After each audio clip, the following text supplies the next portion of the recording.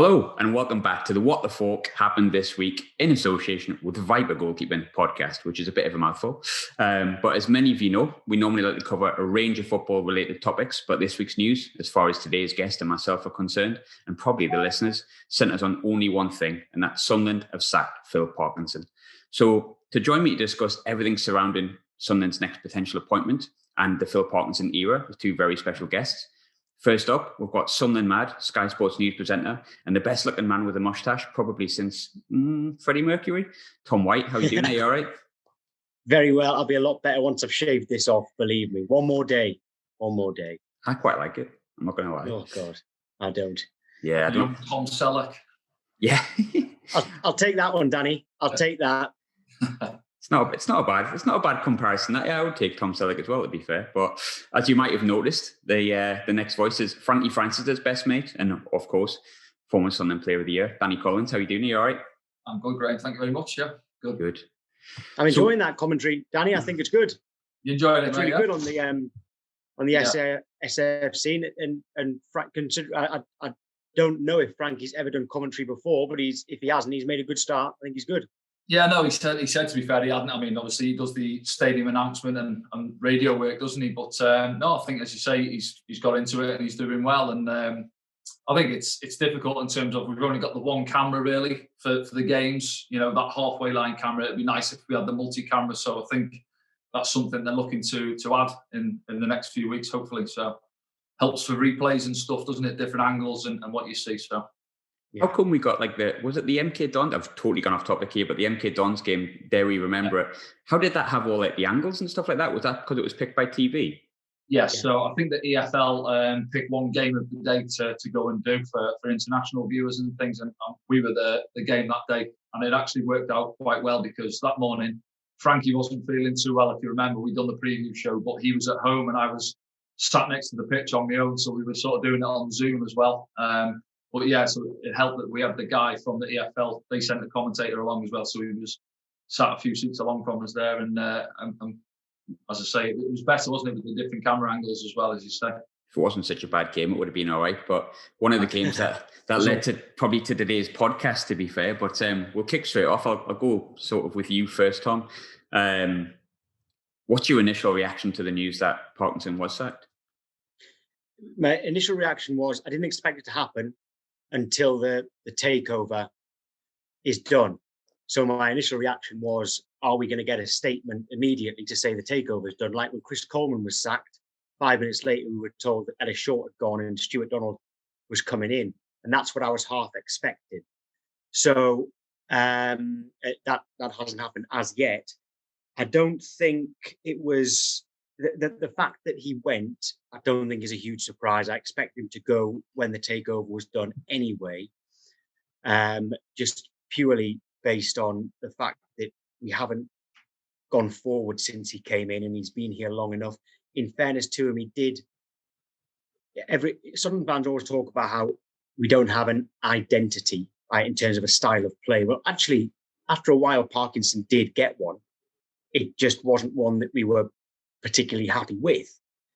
But he did actually get one. He had his set formation. He was quite, I don't think stubbornness is necessarily always a negative. He was quite stubborn with it. He believed in himself. He believed in his own plans. So there is some sort of praise there. But I think ultimately it isn't a surprise that we've made the change given where we are in the table and we haven't progressed. Funny, because we obviously chatted when Jack Ross was sacked and we talked about how it felt like the right time to move on and we needed more progression and he got us to a certain point, but we needed to be further. But we've probably gone backwards, I think, Tom, would you say? Yeah, we have. When Ross went, well, we were at that Lincoln game, which was his last game. And it was, I was never entirely comfortable with Jack Ross going. I wasn't furious that he'd been sacked. I didn't think it was a horrifically bad decision, but I wasn't particularly comfortable that it was the right decision. I think that he would have eventually got it right. This time, I think I am quite comfortable that we do need a change. I think when Ross went, we still had quite high expectations as to who might replace him. We were maybe a little bit underwhelmed with Parkinson, which isn't his fault, but he wasn't really on anybody's shortlist. He wasn't on my shortlist. That didn't get him off to a great start. And then on the pitch, we didn't get off to a great start, with the exception of beating Tranmere 6-0. We struggled until just after Christmas, and he never really turned us around. He started on a bad note because we didn't really want him, and he never really won us over on the pitch either.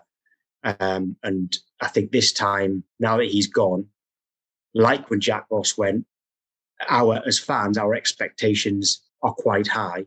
And given that we are told there's an imminent takeover, maybe there is someone, hopefully with a bit of wow factor, that we can get behind, and players will too. Well, Pochettino is available, so if he fancies it.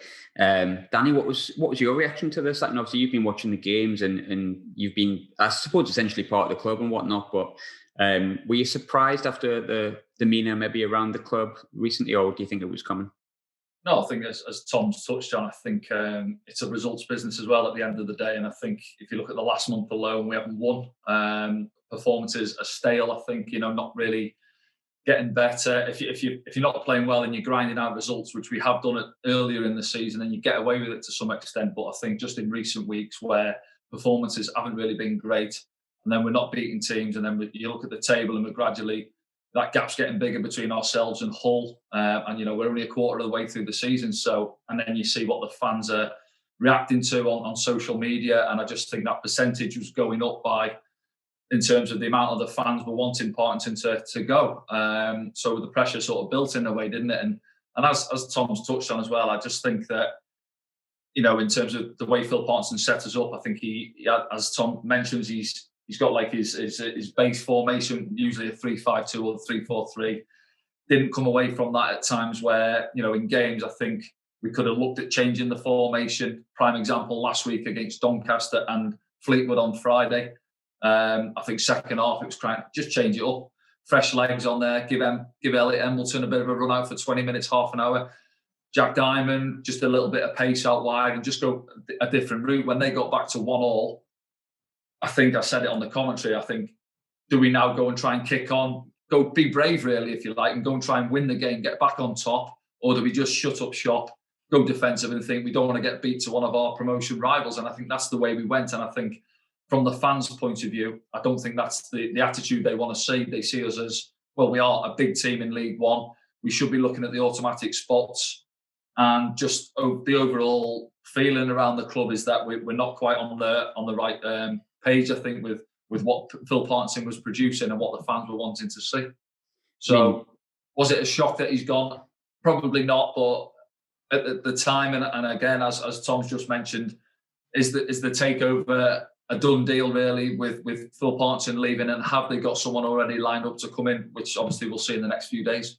Talking about Parkinson, just going back to that game against Fleetwood, I obviously sat in the house and watched the game, and I found myself flicking towards my phone annoyingly too much recently in the second half of games, which is not really like me. But I think I was obviously listening to the commentary and you were saying about maybe going for the game, and I was in agreement with that. I thought, maybe I don't think Jack Diamond is the next coming of, Lionel Messi, don't get me wrong, but I think he's got something a bit different. It's a positive substitution if he made it. And I was annoyed that I'd seen that you said, he's making two subs. I think it was you or Frank, you said, 87th minute, he's making a double change.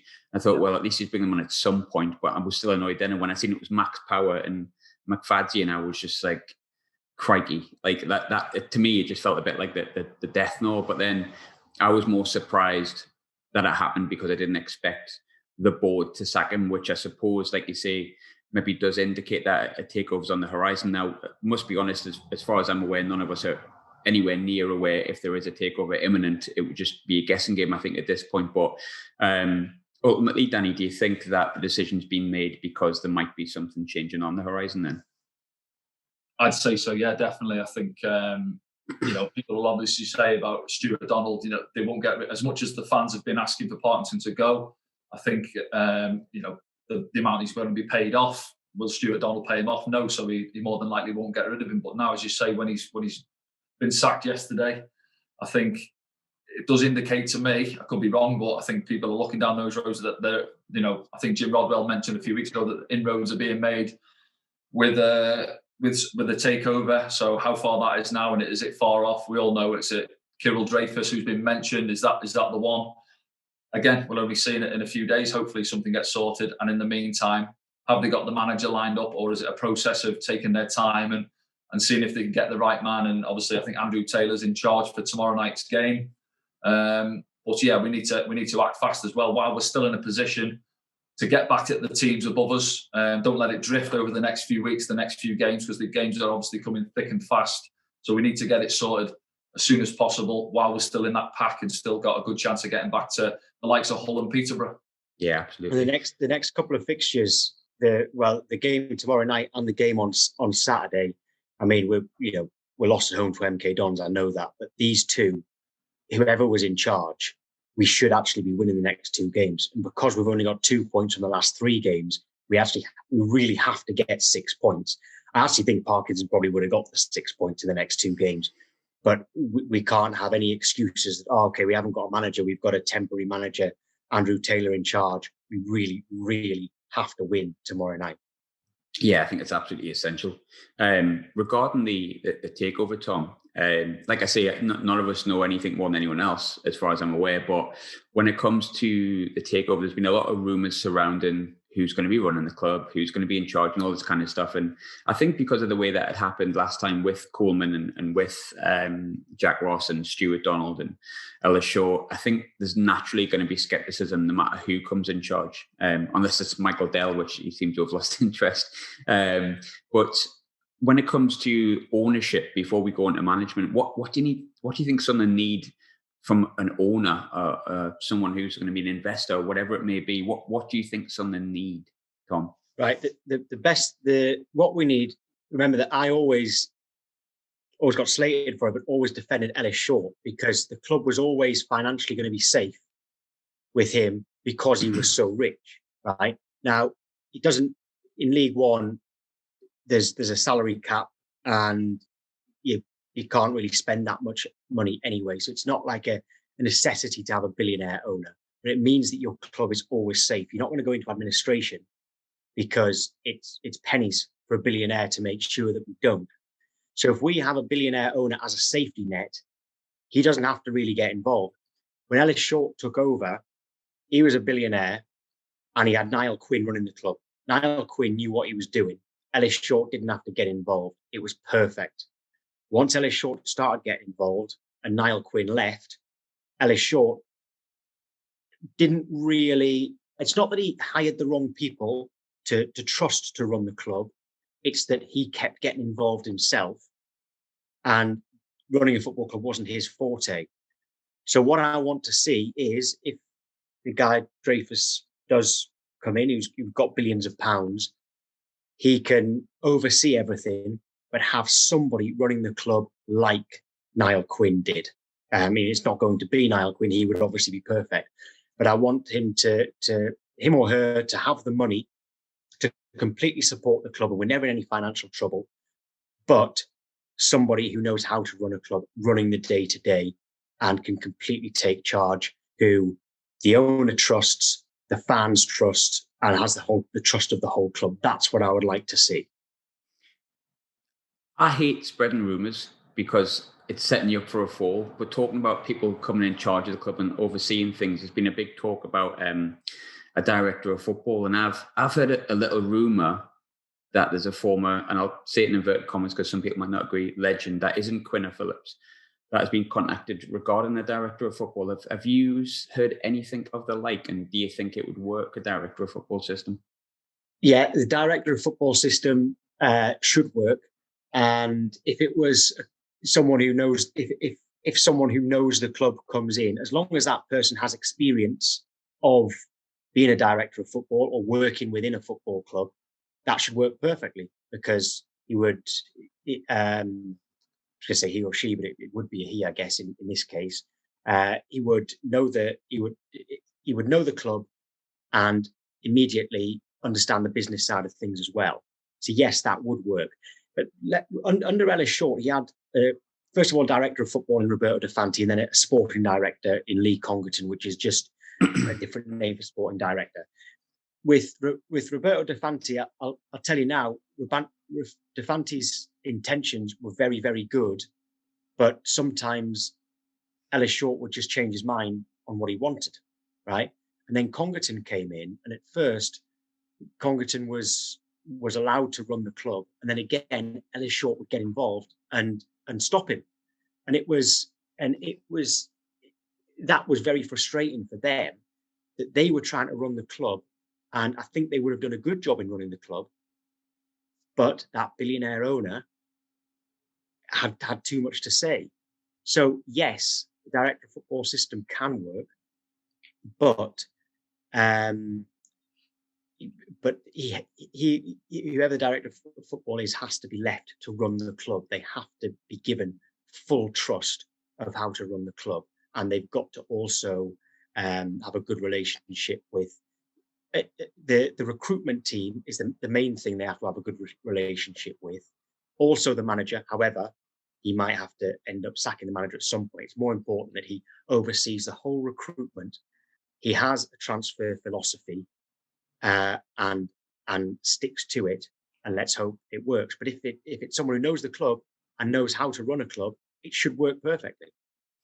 Fingers crossed. I mean, we've heard names, but I don't want to put anything out there in case I'm completely wrong. But Scandinavian used to be at the club. I think if the rumour that I've heard, which we've sort of spoke about off air, is who we think it is, I think that could be quite a good appointment. But Danny, have you ever worked at a club that's had like a director of football above a manager, and how does it work for you as a player? Not that I'm aware of off the top of my head, but no, as you say that, I think it's good that you have that. It's a middleman, really, isn't it, that understands the business side of it, communicates with the chairman and the directors, but at the same time understands football, has probably played football, and understands Sunderland as a club as well. If the guy is who I'm thinking you're on about, then that ticks a few of those boxes. Yeah. So I do think it would be a good appointment to bring someone in along those lines. And just touching on your other points as well, in terms of, if we do get this billionaire owner that comes in, and we can't get excited in terms of him coming in and spending a load of money in January, because as Tom's touched on, we've got the wage cap. And I just think for me, at this level, recruitment is more important, and I don't think we quite got it right. I think you've got to shop round, I've said it before, you've got to shop round, try and get the best players at League One level to do the job for us. And I don't think we've quite done that. And I've said it myself, I could name 4 or 5 lads who I think could have added to our squad in the summer, who were available and we didn't bring in. So I think, as much as it's good to, have the money coming in, which looking forward, if we do get up to the Championship and so on, then it's great. But I just think at the level we're at now, you've got to shop round, and the recruitment is key and should have been done better than what we have. There's no point not mentioning the name, because potential club legend who's Scandinavian. I mean, it's not Joachim Björklund, it's not Torre Andre Flo. All right, yeah. Oh, that's a good point. Actually, that is a good point. Okay, so this obvious choice would be Stefan Schwarz. Stefan Schwarz is the name I've heard. Yeah. Yeah. Okay. Well, I mean, there's no idea whether that is true whatsoever. It would make sense with the story in L'Equipe that they'd interviewed director of football, English and Scandinavian. That would make sense. But if it was somebody like Stefan Schwarz, who knows the club and has had experience of running a football club, being a director of football, I would say personally that would be a good choice. The obvious choice, and this is not going to happen because he's employed, but can you think of a former Sunderland midfielder who did very well for us, who is now a director of football and also played for Marseille, where Dreyfus has been involved, is Eric Roy or Eric Ra. He's now he's the director of football at Watford. He would have been the obvious one, but it's clearly not him, because he's not going to leave a Premier League club with very good links to a big Spanish club and a big Italian club as well in the Pozzo family to come to League One. But again, that's someone who would know the club and know how to run a football club. So director of football, sporting director, yes, but I'd like them to meet that criteria. Yeah, where is Stefan at just now? Because I was thinking this yesterday when I was told, because I spoke to him years ago and he was at Benfica, but it was kind of not in any role like that. But I believe he's doing that role at the moment. Does anyone know where he is at the moment? I'm looking it up right now, because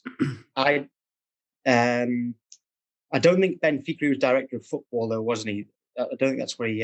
No, I think he was just helping with like I think he was doing a Danny Collins, as we'll now call it, helping with the commentary and stuff like that. Didn't have Frankie with him though. I can't find what he's doing at this specific moment in time, but he has been involved in the at the administration of a football club. Yeah, I thought he had as well. Moving, he definitely has. Yeah, I thought he had.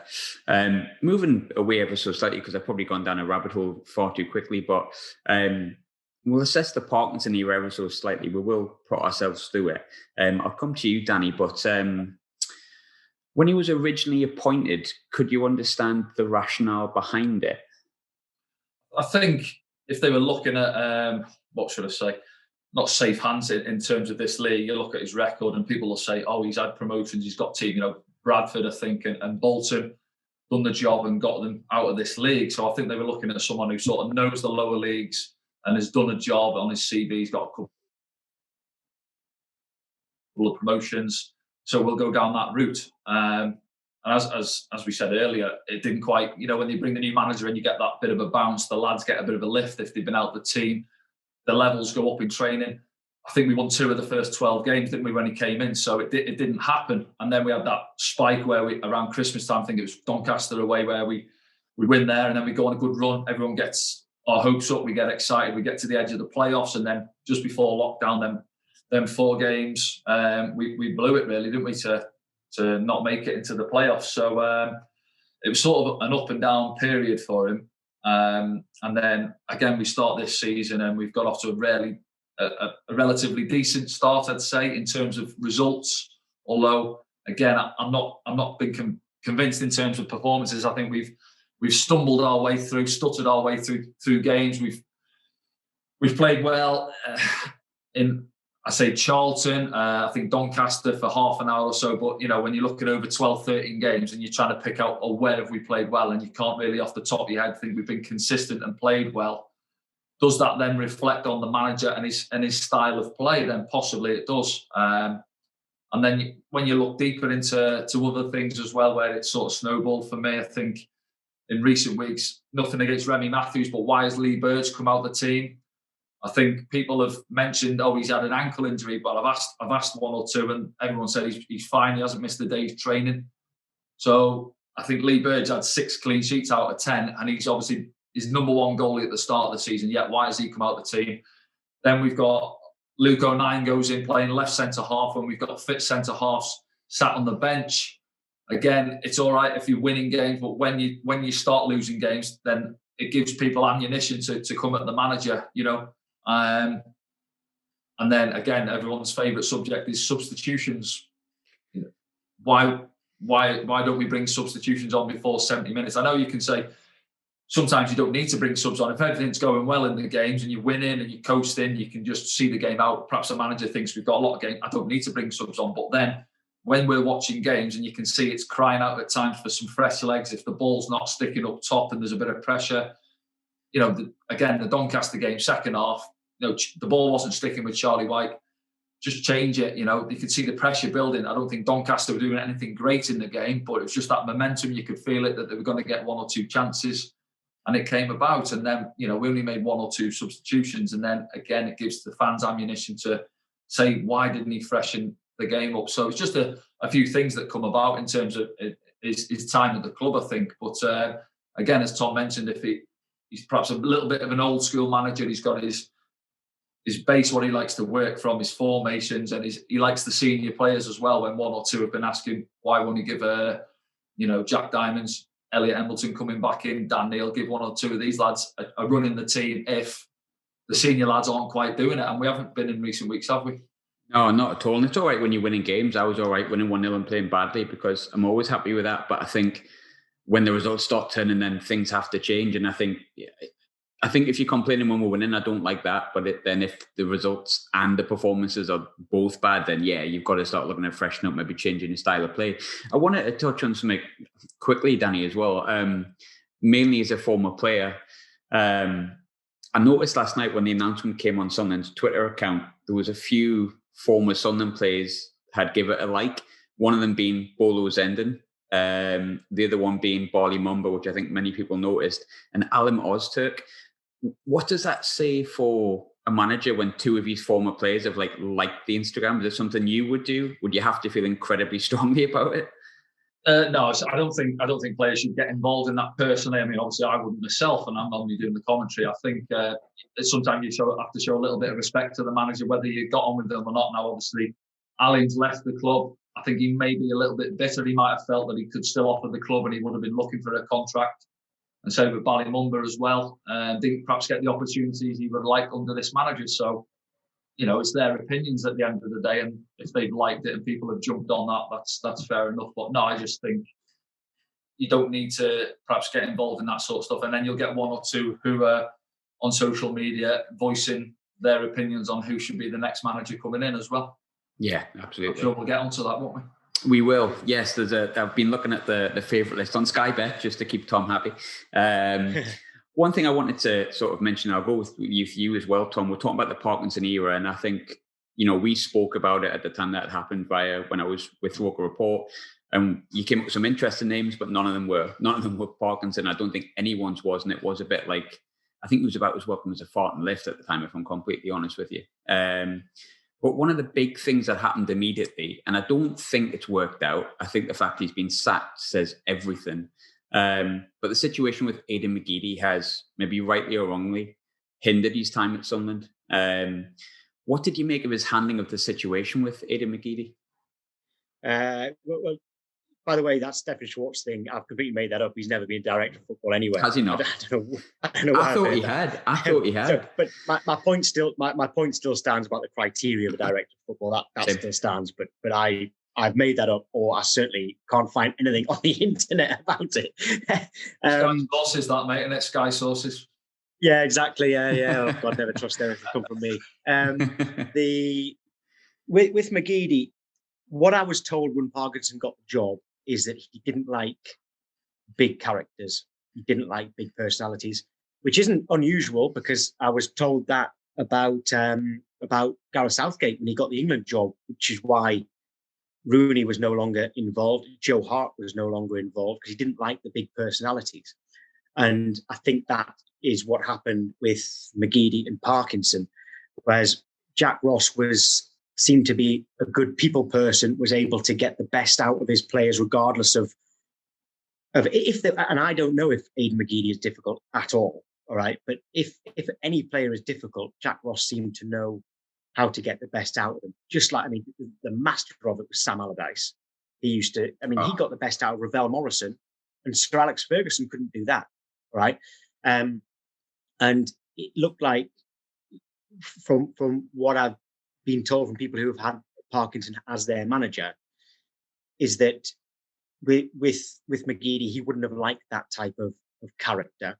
And also, when you have a style of play which is quite rigid, and again, not against that at all, where does McGeady fit into a rigid system? He needs some freedom. We used to, in a 4-2-3-1, he used to play on the left, but he could go anywhere. And people would just drop in and cover him because he was so good. That wouldn't work. And we can see that wouldn't work under Parkinson's tactics. Going out on loan in January last year to Charlton, it made sense. If Parkinson didn't want him, gets at least some of his wages off, and goes out on loan and goes in the summer. Well, he didn't go in the summer. So at least let him train treat him like an adult. He's about 34 or 35. Treat him like an adult. Let him train with the first team and see how he does. I can't see how he could be that toxic and that poisonous that if he trained with the first team, he'd turn them all against the manager. And I don't believe that Aiden McGeady is the answer to our problems, by the way. But I don't really like the way he's treated him as a person, as opposed to a player. I don't think any player should just be banished to the wherever he's been banished to, the under-18s or something, especially when we're still paying him. It's not like if he trains with the under-18s, we don't have to pay him. If we're paying him, let him train, let him shine. Let's see how good his attitude is. And although I'm not on the training ground, so I can't see what his attitude's like, I don't really like the way he's treated him as a person. let alone a player.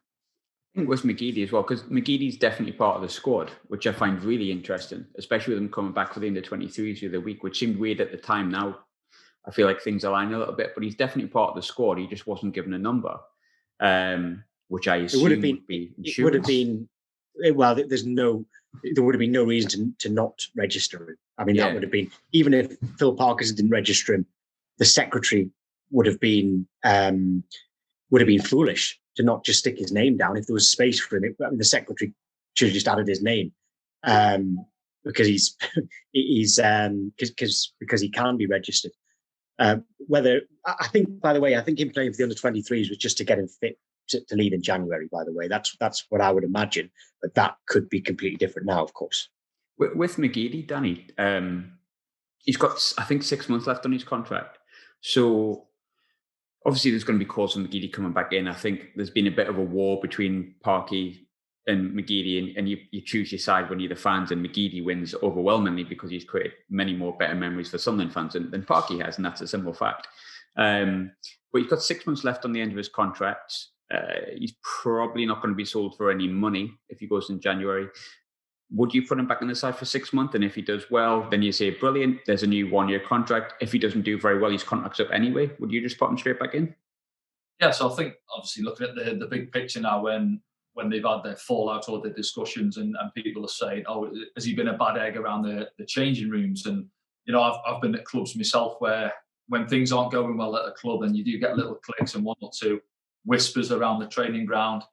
Now, as I say, we don't know. We get to see the 90 minutes on a Saturday. We don't get to see the day in, day out of what goes on in the changing rooms. Now, whether one or two of the lads have said something to Phil Parkinson that Aiden's been a bit negative around the place and stuff, and whether they've had a chat and then he's took him out. But he's not the first player who will have been to train with the 18s or the 23s. But as you say there, now whether he's the type who, is he going to sulk, and then if he goes to train with the first team and he tosses it off, then fair enough, go and train with the 23s or the 18s. But if he comes over and he's with the first team and he's putting a shift in and he's doing all the right things, and there's not an issue with that, regardless if he's got him in his plans to play on a Saturday or not. Now, I think, again, earlier in the season, things were going okay. There was no real mention of Aiden coming back into the team. And all of a sudden, over the last month where we haven't won a game, that's where everyone's like, oh, let's get Aiden back in. And we do need some creative spark in the team. And when Aiden's on his game, he's probably in the top 2 or 3 players in League One of that role, isn't he? In that 10 role, or just coming in and off the line. And that's what we've needed and missed. So, yeah, when I seen he was in the 23s last week and people were getting excited and thinking, has he come in? And then when I seen Phil Parkinson's interview talking about him, and was it Scott Wilson, I think, who asked him about Aiden, is he coming back in? And the way I read it then was he never mentioned, yes, we're looking at Aiden to get fit and to get, we have plans for him to come back. It was all Aiden needs to get himself fit. So the way I read it was, as Tom says, they want to get him fit to get him sold in January. A fitter Aiden McGeady, who's got a few 23s games under his belt, is easier to move on in January than an Aiden McGeady who's had an injury, who's been sat training with the 18s or in the treatment room. But going forward, I guess it's a case of whoever comes in, they might look at the squad and then wipe the slate clean from what's gone on with Aiden and Phil Parkinson, and they might want to bring him into the squad, change the formation, put Aiden in a formation which suits him and the team, and get the best out of him, as I say, for the next 30-odd plus games of what we've got left of the season. And if Aiden can come in and contribute to that, great, and gets us promoted, and then assess where he goes from there at the end of the season when his contract's up. Yeah, I mean, for me, I'm a big McGeady fan. I'm totally with you on that. I think put him straight back in. For me, he's our best player. I think it's silly not to use him. I think Maguire's sometimes a better player when McGeady's in the side as well. Some people might disagree with me on that, but going back to the sacking, Tom, there's been a lot of blame put at Parkinson, and probably rightly so. But just a different take. How much of a responsibility do you think the players need to take for the fact that we've been in League One for this long and we haven't got out of it, and now the second manager's been sacked because of the failures on the pitch? Yeah, well, the players have to take some responsibility, but I've got to say, I actually think this squad of players is good. I think actually we've got a really good squad at the moment. I haven't always thought that. I think that we've got 2 good goalkeepers. I think that Bailey Wright and Jordan Willis, I wouldn't swap them for anyone. I don't. No. I mean, Danny can talk about this far better than I can, but I hate three at the back. I hate playing with three centre backs. And if now, is it three at the back or five at the back, Tom? Well, there you go. That's the thing. Nobody knows, and I would imagine it's very confusing for centre backs who've grown up with in a 4-4-2 or 4-3-3, whatever. It's always four at the back, and then suddenly you get to professional football and you're told to learn this new thing, which takes a long time to master. Mm-hmm. And I like Flanagan, by the way, but Bailey Wright and Jordan Willis are absolutely class. You only need those two, and we've got good fullbacks. I like O'Nien at right back. I've never liked him in central midfield. I like him at right back. Conor McLaughlin's having a renaissance. Denver Hume's good at left back, and I've barely seen Kyle McFadden, but when I have seen him, he looks like he's got a bit of pace, which we've always lacked. We've got plenty of players in central midfield. We've got wide players, stroke number 10s, and we've got enough forwards as well. The only thing we actually lack is pace. So yeah, the players will obviously none of the players will think that they're exempt from any of the blame for where we are, obviously. But I actually believe that our squad is good enough to go up, and I haven't always thought that, but I do now. I think the squad is good. I think I think we'll be an attractive prospect for a manager, because there's the obvious things that we are a big club. I don't care what people take the mick out of us, say, oh, you're in League One. No, we are a Premier League club in League One. All right. I'm sick of people saying, oh, you have to accept that you're in League One. We do accept we're in League One. We don't accept we're a League One club because we're not. So with all of that, it's managers will want the job, stadium, the training ground. But if they look at the squad, I also think they'll be pleasantly surprised when they see how good the squad is. And when they look at the league table, I think any manager who's got anything about them will say, well, 8th at the moment, I think 8th in something like that. I can get them in the top 2, no problem. That's the kind of attitude we need, and that comes from a big person. Like when Roy Keane took over, he looked at everything and just went, yeah, I can get them up. And we're in a lot better position in League One than we were when Keane took over in the Championship. So I think we're going to be an attractive prospect, despite the fact that we're as low as we've ever been.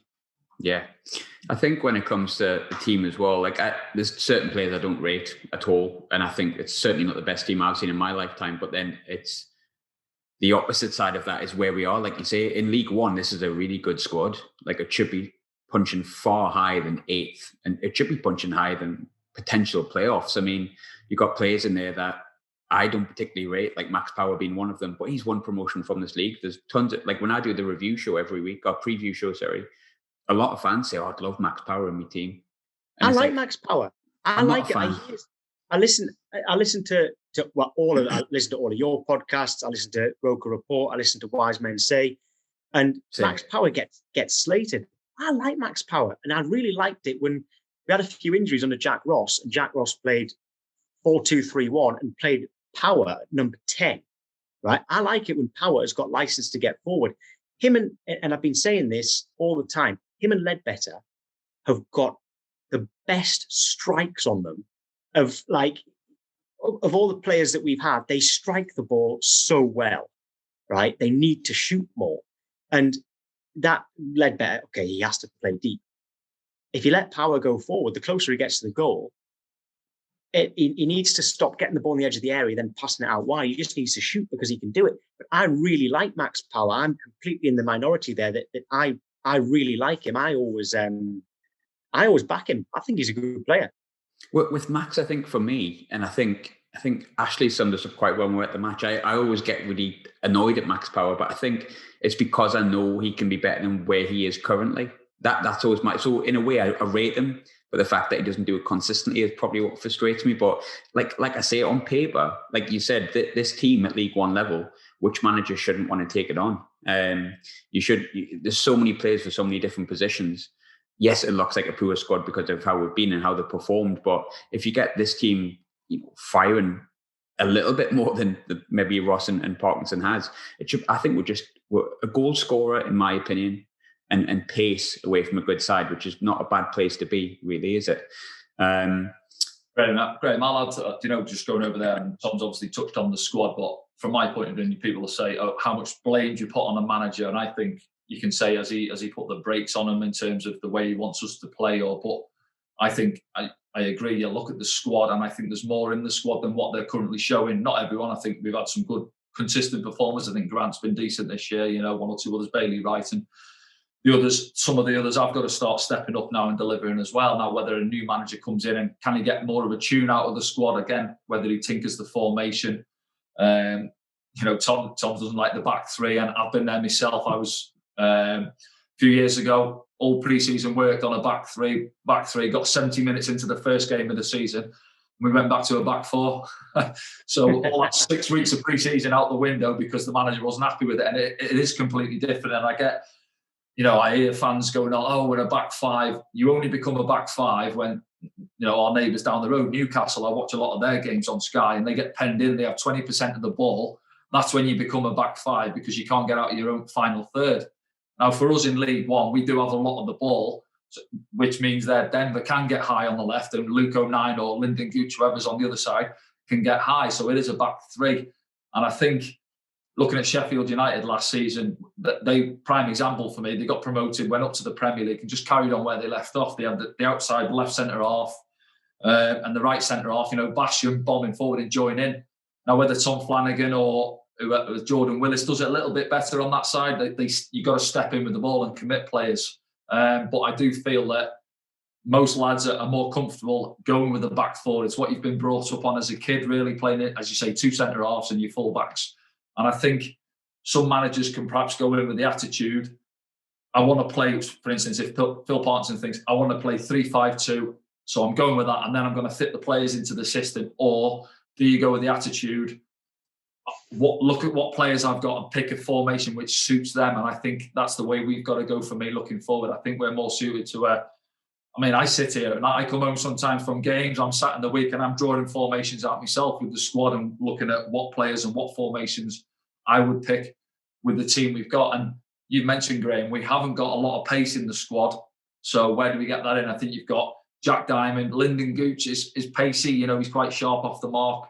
Elliot Embleton's perhaps not as quick, I've played with Elliot down at Grimsby, and Elliot's more of a glider. He drifts past players. He's not rapid, but he's got 2 good feet, and he's creator, Aiden McGeady. So can we get these lads into the team and then work the formation out around them to give us a little bit more going forward, Yeah, I think pace and a goal scorer, and Charlie White's obviously done all right this season, to be fair to him. I've actually quite liked Charlie, so maybe the goal scorer is sorted. Maybe if he continues the same sort of run of form. So we'll get on to the next manager then. I'm looking at Sky Bet, as I promised. Currently, Gus Poyet is the favourite. I've openly said I wouldn't mind him. Danny Cowley second, Paul Cook, and then Nigel Pearson. I've heard this morning that, I don't know anything more than anyone else, but I've heard that Pearson wants the job. I don't think any of us are surprised at that after he wanted it last time. But I'll come to you first then, Tom. What type of manager do you think we need to take the club, and who would you like the manager to be, or who would you suggest? A big personality is the type of manager, but I'll give you a short list if you like. I'll give you names. I can do that. I've got six kind of managers on the short list in no particular order. I'll probably expect a bit of ridicule for some of them. The first person, no particular order, so I'm going to start that again. I would call Jermaine Defoe and ask if he would be willing to, I guess he'd have to retire. So there's certainly an issue in that sense, but I would ask if Jermaine Defoe fancies it. When Jack Ross went, I wanted John Terry. I would ask John Terry if he wants it. I have been very impressed when I've been listening to Ashley Cole speak. I would call Ashley Cole. And the reason for those three is they would come into the club and the rest of the players would say, wow. And they would instantly have their respect, like Roy Keane did. Yeah. Like Roy Keane did. So those three would be on there. And more obvious ones, I think that the Super Kevin Phillips and Nigel Pearson together, I think that could work. I think that Pearson's got the experience. Super Kev knows the club. Sometimes Pearson in interviews and stuff doesn't come across particularly well, but I'm told that in person he's brilliant, and players love him. Players play for him. So Pearson and Phillips together in one way round or another. The obvious one is Paul Cook, who I imagine would want the job. He's flavour of the month at the moment because he did very well and he's out of work. I don't think he'd be particularly expensive either, which, if the current owners are staying in place, would certainly be something that they would look to, and that's fair enough. You can only spend what you can afford. And the sixth sort of managerial team on the list would be, and I'd be very surprised if this happens, but would be Kevin Ball and Grant Ledbetter together. The players all love Kevin Ball, and it's obvious that they all love Grant Ledbetter. So you could have those two together, and Ledbetter could keep playing. And so there's 6 managerial teams there. But obviously, that is all on the basis that we've got no chance of Big Sam Allardyce, because he's. If I was a Manchester United fan and Solskjaer went, I would want Sam Allardyce. If Lampard went to Chelsea, I would want Sam Allardyce because I love him. I don't think we've got any chance of him. So I suppose you can stick him down and have 7 names there. But yeah, that would be my shortlist. Yeah, if Sam Allardyce even considered it, it's no secret that I absolutely love Sam Allardyce. So do I. Just love the look. I think he's the best manager the Premier League has ever had, and I am not. If you said that, but I'd said that, you wouldn't be misquoting me. I think he's the best manager the Premier League has ever had. And he has such an aura about himself as well. I mean, I've only been lucky enough to have the company even for 38 minutes via a Zoom call. But the minute his big head popped up on the Zoom call, I instantly was like, okay, here we go. And it was like, he does do that. And talking about Defoe, I know some of the media guys at Rangers, and obviously naturally have asked about Jermaine Defoe. And they all say the same thing. When Jermaine Defoe walks into a room, he does just command respect. Everyone just goes, oh, JD's in the room. Like, total respect. So it might listen sound to what the young outlandish, players used to say. The young players used to say how helpful he was. Yeah, they were the two. They all used to say how helpful he was towards the youngsters. He's a great example. Apparently he trains harder than anybody else, despite the fact that it's no coincidence that he's won so much more than everybody else who was in the Sunderland dressing room. I suppose apart from O'Shea and Brown. And he'd work hard and was a great example to the youngsters. So it might not be the right time for him because he's got a real good chance of winning the Scottish Premiership. And I understand that, but doesn't cost much to give him a phone call and ask if he's keen. I'll tell you, I'm absolutely gutted that you haven't mentioned Tom. Poyet. Lee Barry. Oh, okay. Well, tell you what, imagine Ball, Ledbetter, and Catamont as the trio. That's it. We could lose every game. I would never want them to go. Get John Kay in there as well somewhere. There you go. Then all my heroes are there. It'd be great, wouldn't it? It might not work, but it would be a good laugh. Danny, do you have a choice or do you have a short list? Yeah. No, so looking at the ones Tom's mentioned, I think John Terry. I mentioned John Terry actually last time because I think he's sort of earned his stripes, with Villa now, and I quite like that. It's controversial, but I quite like that.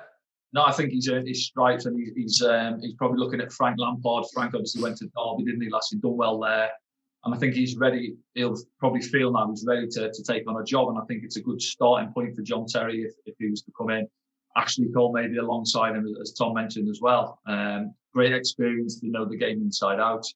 And I think coming in at League One with a club like Sunderland, with the facilities and everything they've got around them would be good.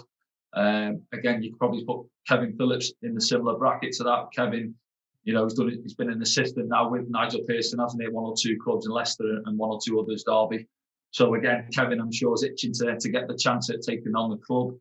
And one that you didn't mention, and I mentioned it, someone asked me last night, and I think Eddie Howe. Now, some people might think no chance, and I think looking at from Eddie's point of view, he maybe is hanging on for a good Championship club or a Premier League job. But I think looking at the bigger picture, he knows the leagues. He's done it with Bournemouth. He brought them from League Two right the way through to the Premier League. So he knows League One. He knows the Championship. If he looks at that and looking at where we are now, if you take that aside of it, yeah, you might think he won't want to come and manage in League One now. But we're not far off. He could see it as a little 4 or 5 year challenge project for him, whatever you want to call it, to getting us promoted. Then if the new owners come in and they give him the funds to go again in the Championship, he's obviously got the style of play. I think he likes to play football the right way, if you like, what Sunderland fans want to see, a bit more football. So I just think he ticks a lot of boxes for me. But as I say, whether his location might be a bit of an issue. Obviously, I think he's from down the south coast, isn't he? So it's a bit of a trek. But there's nothing. Roker seafront's just as nice as Sandbanks, isn't it? I'm sure. So yeah, I don't know, mate. Yeah, I'd like to put him in the picture. Paul Cook, yeah, again plays good football. He looks quite a heart on your sleeve type of manager as well, doesn't he? So I don't know, mate. It's a bit of a lottery, isn't it? But yeah, there's a few names there I'd certainly look at. Cook doesn't immediately get me excited, but there was, obviously we're talking 6-7 months ago now, but Mark McNulty, when he was on the show, he played under him at Portsmouth, and he was adamant that Paul Cook should have been the choice when Parky got the job, but at some point, I don't think he wanted to be that blunt, but I would assume he meant when the job was available. If it's not Jack Ross, Paul Cook would have been ideal. He said he just would be perfect for the club. And he doesn't get me excited. He doesn't get me unexcited. I can't really explain it, but for me... When we, obviously about 2 years or 3 years ago, was it when I played for Grimsby, we played... Obviously, Portsmouth were in League Two, and I think he's the gaffer then. And we played him at Fratton Park. I think we had about 15% of the ball that night. They just popped us off the pitch, So I guess he's good at working with lower league players and getting the best out of them. I can touch on as well, when we mentioned budget before and getting the best players, I think Luton have done it. I think Luton have passed the way out of the lower leagues. Accrington Stanley did it in League Two. So again, you can go on about, you need the big money and the spend on the big players. But if you get the right manager in who can work with the lesser players and get a system into them, and they take to that system, it can work as well, The big favourite being Poyet. Well, neither of us mentioned him, did we? No, and I said yesterday I'd like Gus, but I got a lot of affection from. But Tom, do you think Gus would be a risk? I don't think it's a risk at all. And what I liked about Gus Poyet is, again, when it's something that the fans like, is this identity. He does have a style of play and an identity, so that would go down well. We loved him before, and what I liked about him was that he wanted to control the whole club. He wasn't just interested in the first team. He wanted the under 18s and the reserves, under 23s. They wanted them all playing the same way, and he cared about the whole club. So that, to me, would be a positive. The only thing with Poyet, I would not be disappointed whatsoever if he got the job. He wasn't. If I could have had a longer shortlist there, and he would have been on it. But since Sunderland, it hasn't worked out, which is strange, because I always thought Sunderland would be his kind of springboard to bigger and better things. Yeah, me too. It hasn't worked out that way. I wouldn't be disappointed with him coming back at all.